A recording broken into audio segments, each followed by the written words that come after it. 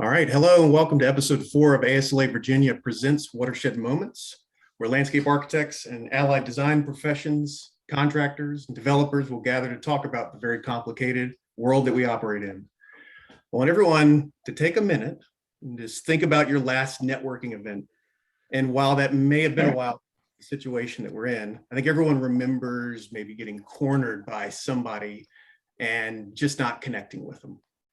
You find yourself just nodding along, wondering how can I move on politely? Oh, and the answer to that is actually to tell them you need to use the restroom. Easy peasy. That's like the easiest answer in the world to get out of a conversation you don't want to be in. But I digress. But there are many, or there may be more to this than your lack of interest in this person's theoretical space travel time machine. Your personality temperament probably doesn't match with theirs in how you're delivering a message. And if that is the case, then neither of you is likely to get through to the other. So today we're going to be deconstructing some of the personality types using the 4 Keirsey Personality Temperaments and their subgroups. But the fun part we'll be seeing is actually how we are different and how to apply these lessons to our leadership in landscape architecture. I'm joined by my guests today, which are from the past 3 episodes, which you may remember if you've listened to them. If not, go check them out. We've got PJ Scully here, licensed landscape architect and planning evaluation coordinator for Virginia Beach's planning department. We've got Jesse Barnes, a landscape architect and project manager at 3 North Richmond, Virginia. And Stephen Talley, a landscape architect and project manager with VHB Williamsburg. Now, thank you all for being here and welcome to the show. Thank you. Thank you, Gordon. You're welcome. You're welcome. So, quick recap from the last 3 episodes. This 12-episode session is talking about our program that we're doing at ASLA Virginia, which is on leadership and communication. Our first 3 episodes were as follows. We're talking about owning ownership, talking about communication breakdowns, creating mindful connections. And these topics have hinged on our responsibility for what we control, which is our preparation, our actions, and our message. And we're going to begin to touch on getting that message through by connecting to someone, how we communicate to them, collaborating with them, and then finally like confirming the message you're trying to give. So with today, we've talked about the Keirsey temperaments. And this was like a test that we all took. We answered a group of questions, but there are basically 4 temperaments that people fall into. And while many of us have taken personality tests like the Myers-Briggs or DISC, some of the other ones, I've always found them lacking. I don't know, I've never liked them. They never sat well with me. But this one impressed me, especially where all the other ones had failed. So each of us is broken into one of these 4 categories, which is why I had everyone come on. And it was completely by chance that all 3 of you were. So starting with myself, I am an idealist, and specifically, I am an idealist champion, which is like a further categorization of it. Stephen, or if you want to say, guardian inspector. A guardian inspector. Jesse? I'm a rationalist architect. Oh, very on the nose. PJ? Very. I am an artisan composer. Okay. So there's some basic temperament types to this. And I guess to understand what really a temperament is, it's kind of like how you react as a person and how you pay attention, and more about like your mood with interactions with other people and situations. And that's kind of how I would describe it. To break it down into some of the program elements, like for me being an idealist, I like to be kind of an inspirational leader. I'm absolutely committed to the cause, which I found very true, which is why I'm probably a crazy person leading a podcast about landscape architecture. The second one is talking about I like to speak from the deepest part of my innermost being, which tends to be pretty accurate because I'm usually very passionate about things.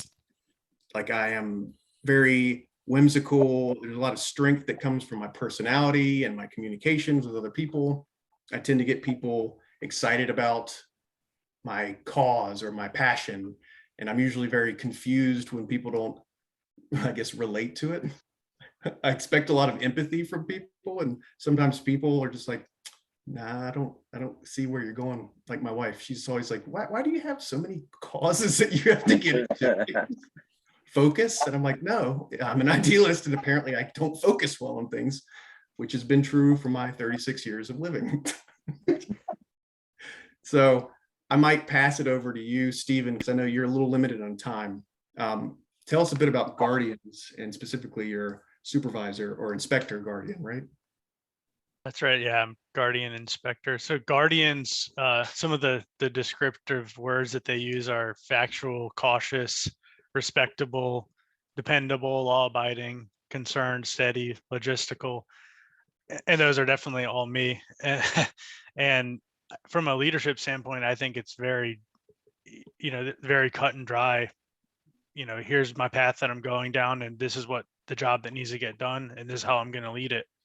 And it's the right way to do it. Like that's kind of the mentality I think of a lot of guardian leaders. And I would say that's definitely the way that I approach things. I mean, it's funny. I think all of us laughed when we saw our, temperament trait, because it's just like, Yeah. wow, this is exactly what I am. So it was definitely interesting to hear what other people, I think, like Borden, you guessed that I was an artisan, but I was actually a guardian. And then when I look at the artisan description, I'm like, well, I could fall in that category, but Right. I really don't. The guardian's a better explanation. That's good. So Yeah, yeah, I it did a was little test really of cool it, to, like right before. I was like, I'm gonna Yeah. do a chance and see if I can guess what everyone is. And I did actually a lot worse than I thought I would have done. It's not good. It was like way under half. Because Jen was like, oh, you were like right at half or above. And then I looked at the tally again. I was like, no, I was definitely not even half. It's like It's hard to guess what other people are. Yeah. it is hard. Yeah. If you don't really know them, I feel like it's a I feel struggle. like even people I know, like my partner, I'm still trying to figure out what he is. Like, but maybe that's like a rationalist thing. Like, Wow. I've met one. Overthinking it, overanalyzing it. Yeah. I almost feel like he's in your camp. don't know. Either that or he could be an artisan, maybe. Could be. Well, why don't you tell us about your personality Yeah. temperament? So rationals, or rationalists, I'm not sure the correct terminology in this one. Our words are ingenious and calm, and theoretical and logical and curious and independent and theoretical and strategic. Okay. So we, according to the temperament report, we're like big idea people, systems thinkers. Where our heads are in the clouds, basically. Just thinking about, mostly just thinking about systems and how do you improve systems and get all the pieces together. And yeah. And I think independence is a really big one too. Like we like to be independent. It's a big part of being a rationalist. Yeah, I think Terry was big on that when she mentioned, she was like, I don't want anyone, like, give me the task and let me just go do it and figure it out. Don't micromanage me. Don't get in my business. Tell me how we're going to do this. Don't tell me how to do anything. I will be very upset if you tell me how to do anything. Tell me what you want me to accomplish, and that's all I want. I don't want anything beyond that. Yeah. And like with Stephen, like yours is very much the opposite, where it's like, please tell me what to do and what the rules are so that I can follow them and we can check things off the list to make sure that I feel accomplished when I get done with that. Yeah. And if I am the one making the rules, then I expect everyone to follow them. Dude, I would hate to play Monopoly with you. I would so hate to play Monopoly. Like, PJ, what were you? The artisan. So I'm going to look over to the left here while I read some of them off. So this is interesting. I think my wife would agree with some of this. Artisans are about doing things in sort of a extraordinary way rather than ordinary. poetic in movement, without being That's bold, definitely you, poetic and movement. kind of going against the conventional or the established, which it's kind of funny that I work in government. And I'm always like, hey, why are we doing this? But then they like to kind of take on the impossible, adapt, and maneuvering in the moment to be flexible. Like to make things happen, and in order to do that, they improvise to get it done in a seamless way. Okay.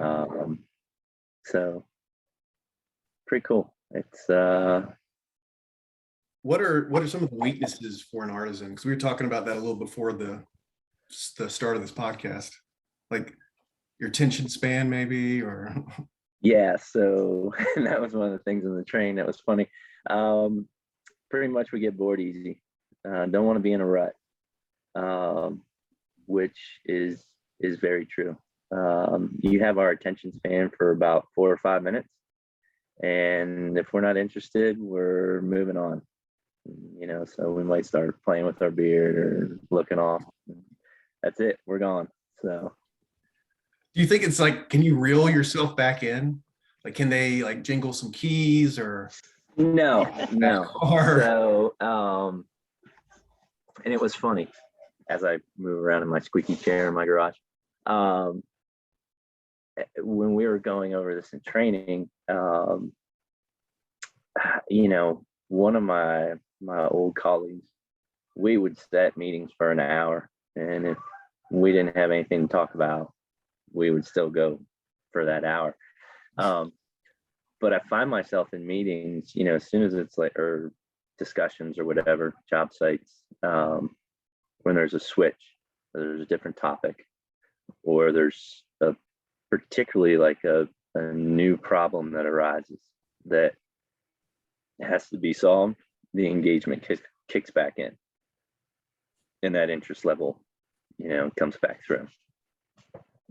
Okay, this is an interesting, I think, segue into what I was talking about in the review of what we're going to get into. So how does knowing these personality types about yourself maybe help reflect on some of the situations you've been in the past, like you just mentioned, and how could that maybe help for you setting up meetings or trying to adapt something to work with other people and understanding other people? Like when you said that the guy or gal that actually wants to have the meeting for the whole hour, it made me think, I was like, that's Stephen's characteristics of being a guardian, where he's like, nope, these are the rules. Like, we have this room for an hour. We're going to max it.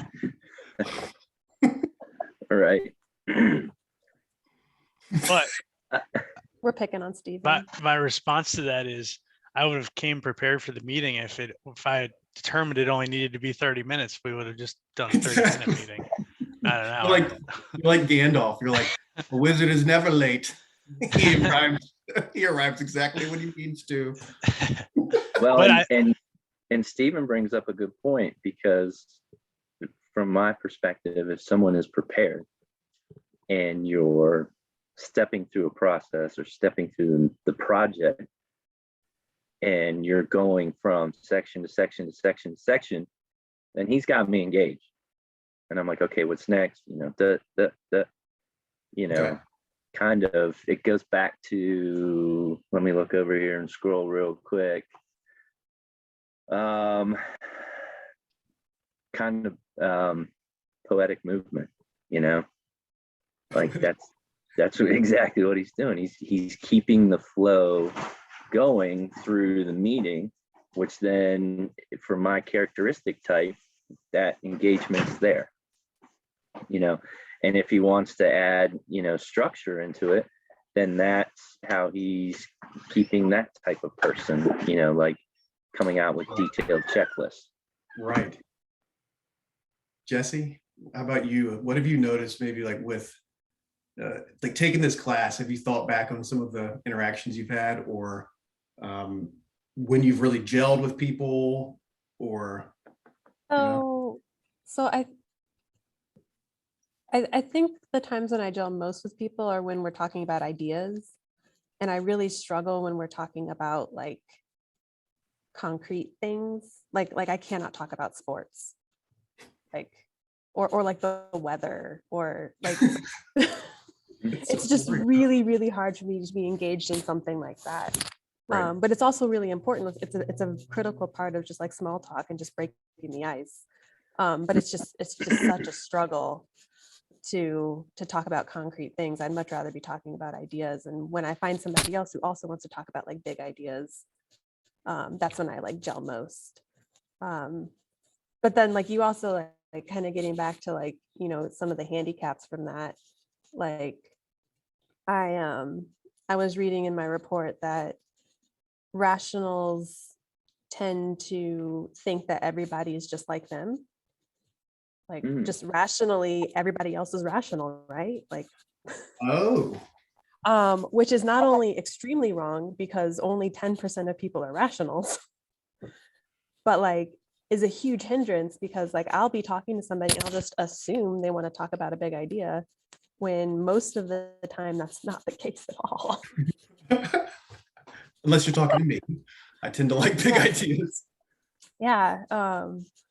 You know, like you know, like the three things you're never supposed to talk about. What is it, like religion, politics, and money?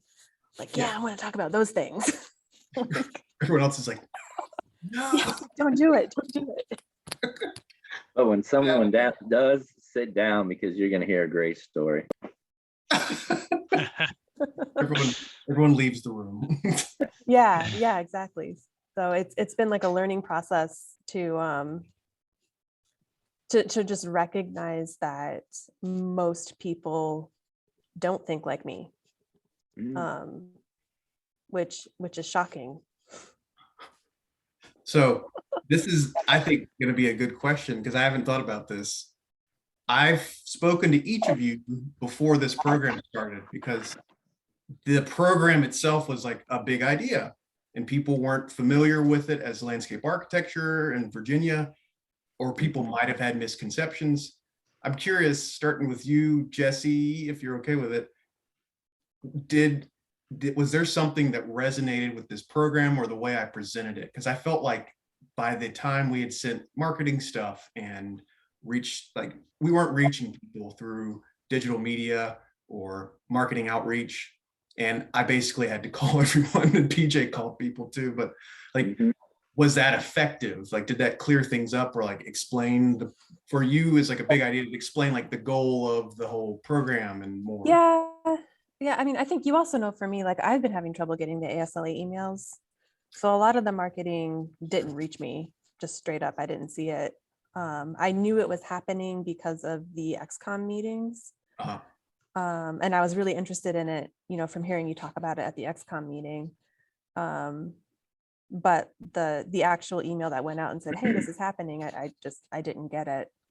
So there was that factor too, which really, it was helpful that you called me because I just didn't know. Right. I heard that from several people too. Sorry. Yeah, there's still something weird about the emails. We should look into it. I think it could have been a combination of things, but like, do you think that it was about the message? Like, did I come across in a certain way? Because this is like hard for me to self-reflect on this.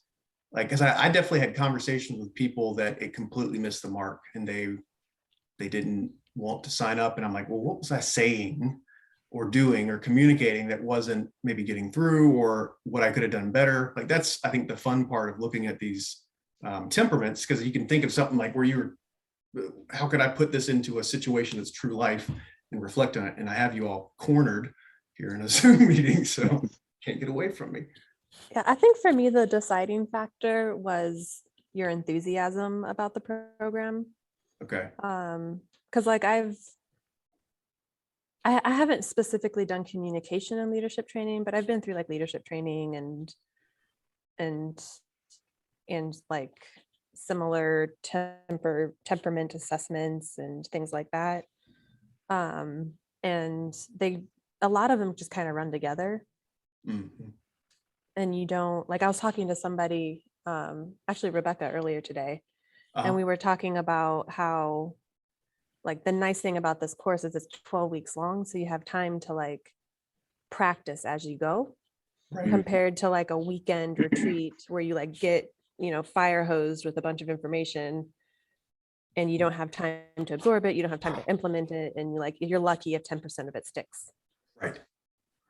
So the format of the class and your enthusiasm for what it did for you when you took it the first time was the deciding factor for me. Okay. What about you guys, Stephen? Yeah, Borden, I would say from a guardian standpoint, and this is the way I feel too. The fact that I trust you because I know you and I've worked with you in the past. I know you're not used car salesman trying to sell something that is not going to work. So that was the first factor, and then after that, it was really the materials from that Nally Ventures provided, and the schedule that they set up. And it was, for me, I like that. I like to say, okay, we're going to do this every Wednesday at 8 a.m. And we're just going to rock and roll for 12 weeks and do it. And then here's the program.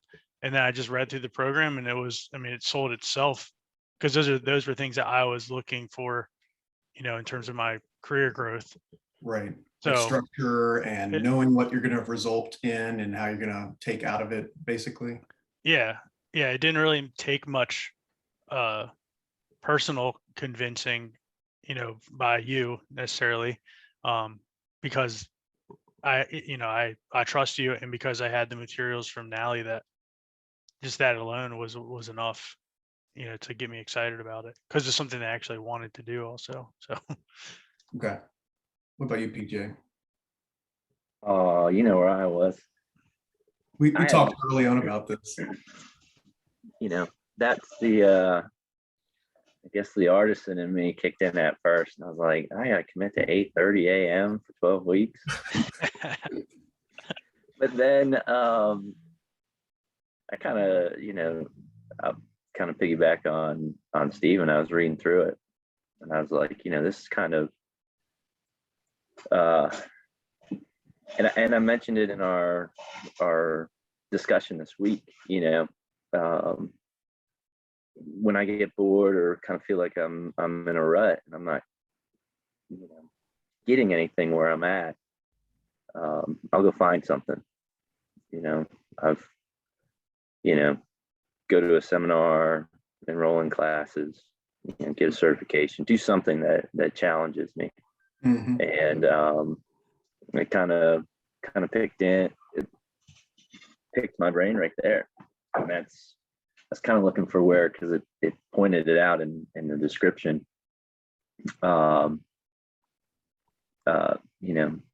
Just kind of feeling that motivated aspect of it, and wanting to. Artisans are constantly trying to strengthen themselves, Right. And it's where it came in. It's funny too, because one part of this analysis for how do we kind of grow ourselves with different personalities to be better leaders. And its whole theory is that we have to experience or go through the route of someone else's temperament. And so like in my situation, it's saying basically start out with stimulation. So that's clearly an artisan result, saying like find something to lead. And then the next one step for me with like trying to grow your leadership, it says seek out instruction. So go where leadership is taught, which is probably why I gravitated towards this program in the first place. When I got it, I was like, oh my God, it's explaining everything, and there's systems, and like it's very orderly. Yeah. And then the third step for me was like mentoring. So it says surround yourself with other leaders. So basically you can learn through your interactions and communications. It was very much an idealist way of learning. And then the last one was the rational side. So it's saying analysis, read all that you can about leadership and soak it up. And I thought that was fascinating. I was like, that's really neat to learn the other types of temperaments in general, but also to integrate that into your leadership learning style, so you can kind of have a grasp of it. And I found that I've done all those things, I don't think knowingly, which I think surprises me when I read these reports. I'm like, how do they, they get out of my head. Because like I Absolutely. switched the career side, what, 4 years ago almost, back in 2018. And I basically went to seeking out people. I went to trying to find structures that made sense. I kept reading everything I could about the new industry or what I was passionate about. And then like stimulating everything about that was like new experiences were stimulating. So it kept me going. Hmm. Did y'all have similar stuff with, I think it's on page like 9 of that document. I'm not sure if everyone had the same stuff or if it was like the, Yeah, mine says the same thing.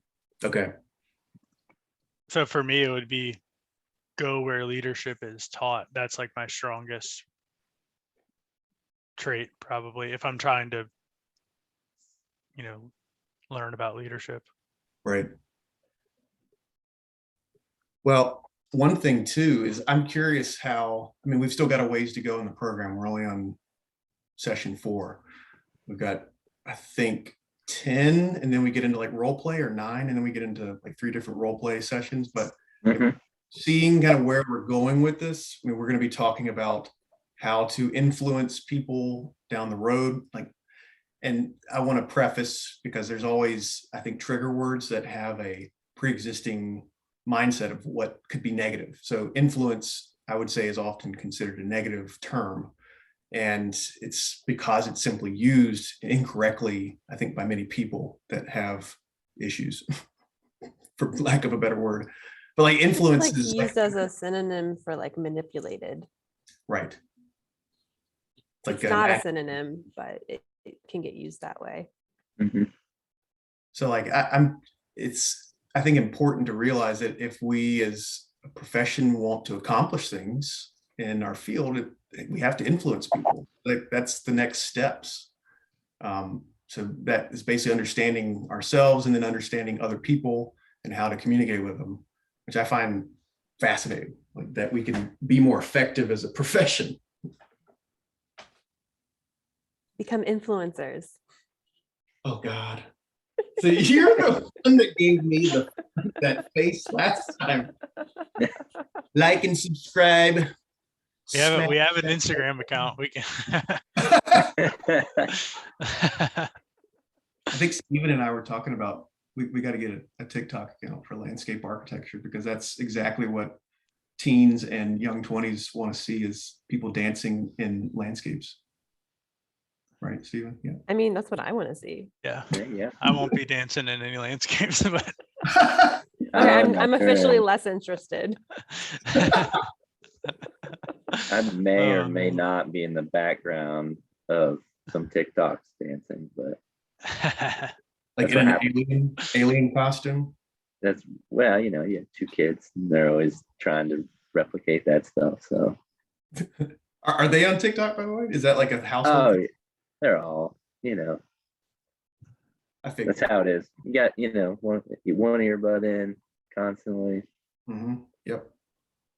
Like, do y'all have any thoughts on like how you might, or actually this week, we've talked about this in the past, like how have you maybe been looking at your interactions in the office or with clients, or even working on your projects differently? Because that's interesting. And Steven, I'm going to start with you, since you might jump off here in a sec. Yeah, I've definitely been thinking about how I communicate with people, whether it's by email or phone, or typically it's with an email. But I mean, some people just they would rather appreciate a phone call, and so that's what I've been really thinking about and trying to put into practice more, is what's the best way to communicate with people, because it's not always a text. Oh, and sometimes people don't like a phone call. They want Yeah. it spelled out in an email. So I think paying attention to people, what they receive, how they best receive messages, is Mhm. something I've been trying to do. Do you have a big mix in your office? Because I know Ricky is from VHB in your office, and so is Travis. Travis. Aren't you all guardians? Yeah, Guardians. ironically, yeah. Or by design? I don't know. Like, who's hiring these people? Yeah. You got to get those dependable people on your team. But do you find more like in different areas? Because I was fascinated by the group like dynamics. Like we had very unusual amount of people that were all rationalists and idealists, Yeah. and not many like PJ. Correct me if I'm wrong. You were the only artisan in the whole group. Yeah. I was like, what? Yeah. Yep. That's correct. Yeah, I Gotta think represent.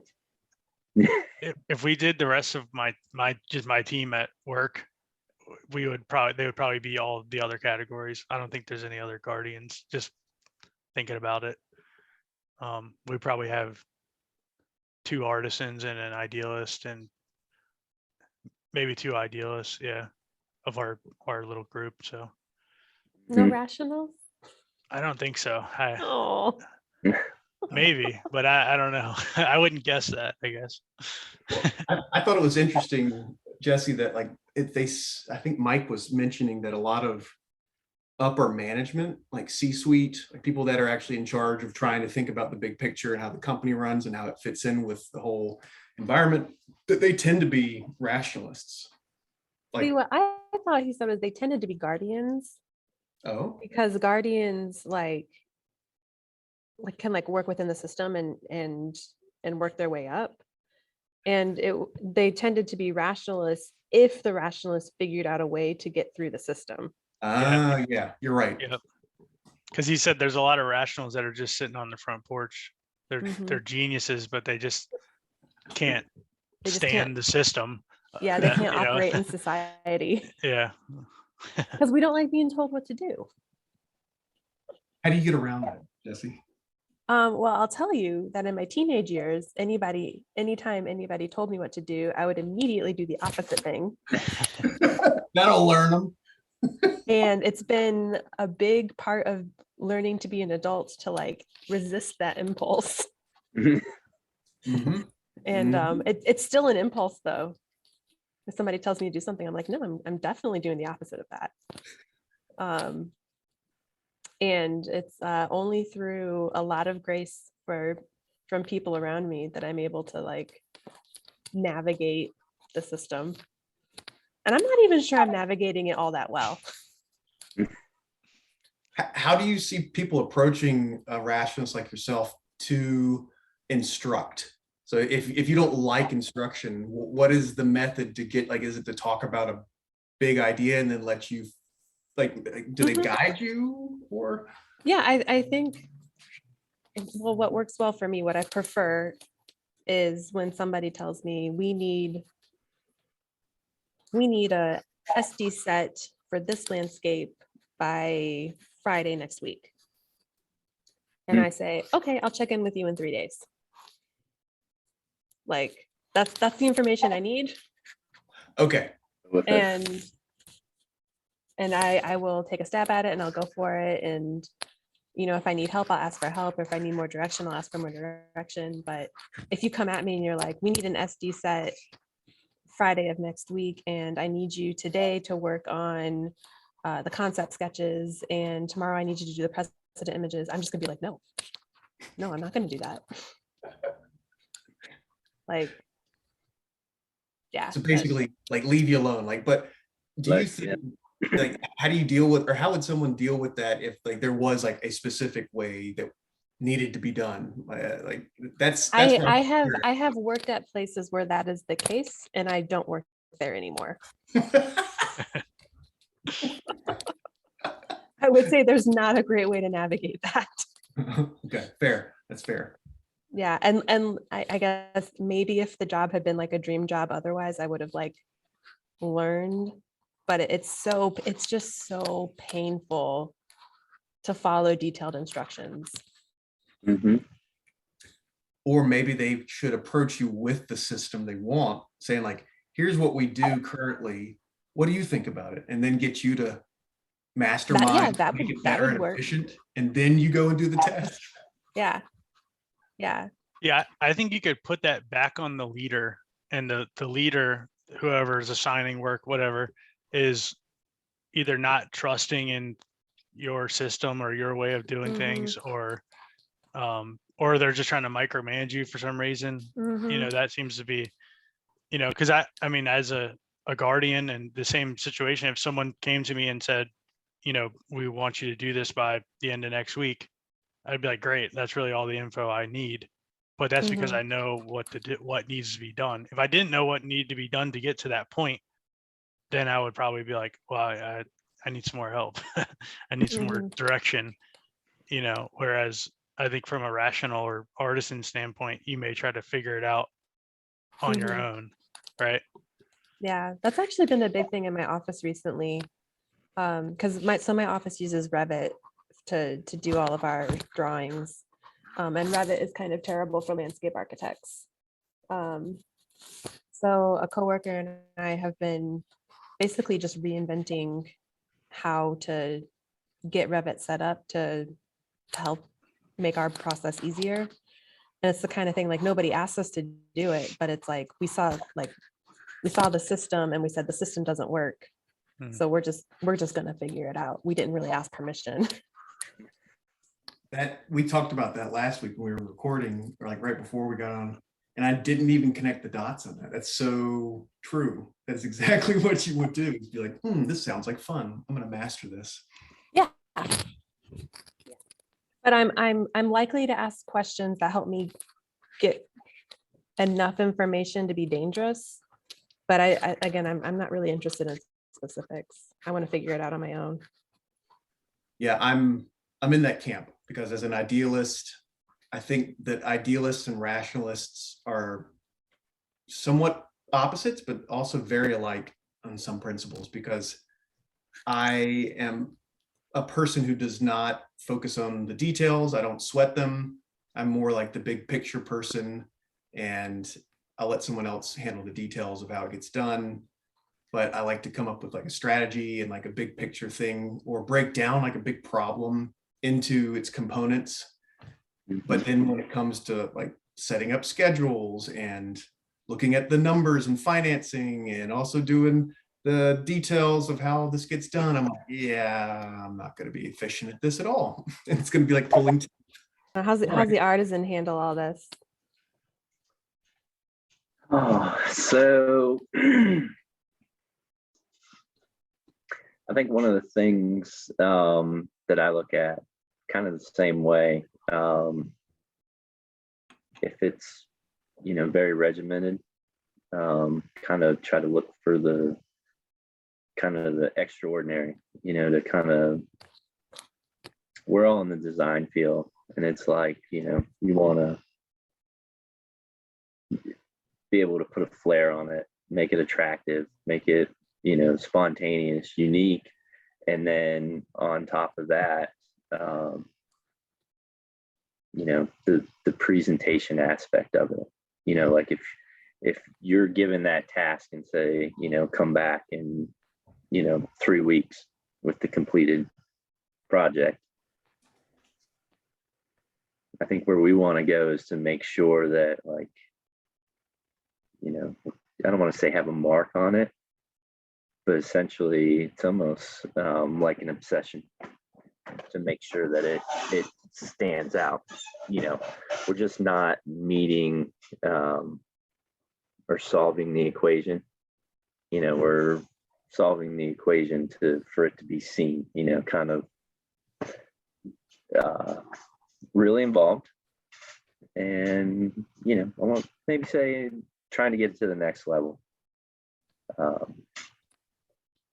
you find that like you compete for ideas with other people often? Because there's a trait with a lot of artisans that they tend to like negotiate. Like, this is a game and I want to win the game, and this is fun. Like, that's the fun part of design, maybe, is like, oh, I gotta have the last word and I gotta win. Or well, and it's I don't necessarily know if it's got to have the last word, but one of the traits with artisans is, always having to advance themselves, stay educated, stay on the edge, stay, ahead of the problem solving, and not, I'm going to go back to it again, not kind of just getting in that rut. I think one of the things that would really hinder an artisan is if you are in a big firm doing a task repeatedly. Like, they need to be steered into, you know, you're going to do a site analysis on this, or you're going to then on this project take it into the conceptual, or then on this project you're going to take it into, you know, the CDs and the implementation of it, and kind of having that different tasks through different projects, and not just saying, hey, you do really good at, you know, site analysis, so here you are, or you're going to write our contracts for us, or, you know, this, that, and the other. It's Kinda like gotta, you and I are like the ADD of designers. yes, absolutely. Yeah, these details, I enjoyed it for like a day, but I'm ready to go do something different. All right. Meanwhile, But I then love you're- detailing. You're like, let's get into this. How How this efficient work? can How am I gonna make this work? You know, like you're the type, you're going to reorganize the dishwasher when you open it up. Like, say, no, these cups got to go back here. This can go over here. Are you saying that's me? No. That's I think you get that a little bit with the artisans, you know, kind of, Okay. you know. Oh, because I actually do that. Yeah. I reorganize the Me too. Maybe that's all temperaments. all the above. That might be So one of the best relationship advices I've ever received is in a partnership that there are two people who know how to load the dishwasher and only one of them is correct. And the sooner you can decide who the correct one is, the happier your relationship will be. To me, I'm like, Hilda, this is not efficient at all. Like, there's all this space. We can put these plates kind of together and you can get water still going up. It's very efficient, very Tetris-y. Oh, we're going to get in next week to how we communicate with one another. So we will probably touch on that next week and maybe get into this. Would y'all, we'll do scheduling later, but we can figure out, it would be cool to have everyone on again for one more round, just to kind of have the same consistency, but we'll talk offline. Sure. What I wanted to end with was I guess this report, this Keirsey report looks, I guess over the past 70 years, I think it said in the report, at leaders, like major leaders and they try to basically figure out people that fall into that. What's the major leader or influential figure in space? What is their temperament? And I think it's gonna be interesting to hear this as like a closing thing. I'm gonna name 3 of mine, which I think is hilarious. It gives you 10, I think, on the list, or 8, but it gave me Nelson Mandela, Helen Keller, the Dalai Lama, and Bono. I'm apparently like Bono. We're all idealists. Jesse, what did you get for your people? I gotta pull it up again. I remember Thomas Jefferson was one. And Einstein. I remember Einstein. Okay, I found it. Yeah, so we have Charles Darwin, Karl Marx, Jefferson and Einstein, and Marie Curie. Oh, cool. All right, So- Stephen, what you got? I'll hit the highlights. I've got, let's see, Warren Buffett, Oh yeah, John D. Rockefeller, Queen Elizabeth, and Martha Stewart. Martha Stewart. That makes sense. Yeah, that does make sense. Yep. PJ, what you got? Well, Gordon, I'm gonna borrow a little bit of a statement or a quote from you. So, Winston Churchill, Donald Trump, and Madonna walk into a bar.